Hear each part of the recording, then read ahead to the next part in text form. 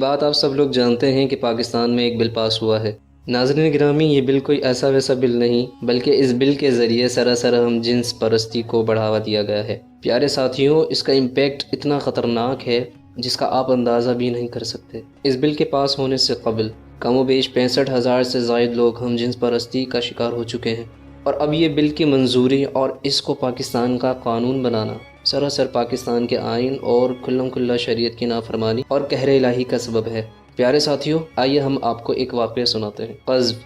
قذف کے معنی ہے پتھروں کی بارش ہونا۔ جی ہاں، آسمان سے پتھروں کی بارش۔ خود علیہ السلام نے انہیں اس برے فعل سے منع کیا، انہیں بتایا کہ یہ بہت سخت گناہ ہے۔ جب قوم نے آپ کی بات نہ مانی، آپ کے بار بار سمجھانے پر، تو پھر اللہ عز و جل نے اس پوری قوم پر اپنا عذاب نازل فرمایا۔ حضرت جبریل علیہ السلام چند فرشتوں کو اپنے ساتھ لے کر آسمان سے اتر آئے اور حضرت لوط علیہ السلام سے فرمایا کہ اے اللہ عز و جل کے نبی، آپ ایسا کیجئے کہ مومنین کو اور اپنے فیملی کو ساتھ لے کر صبح ہونے سے پہلے اس بستی سے دور نکل جائیں۔ حضرت جبریل امین علیہ السلام نے اس پانچوں کی پانچوں بستیوں کو اپنے پروں پر اٹھا کر ان بستیوں کو الٹ دیا، اور میں تباہ ہو گئی، برباد ہو گئی جن قوموں نے اس طرح کے کام کیے۔ آخر میں دعا ہے اللہ عز و جل سے کہ وہ ہمیں سوچنے اور سمجھنے کی توفیق عطا فرمائے۔ آمین بجاہ نبی الامین صلی اللہ علیہ وسلم۔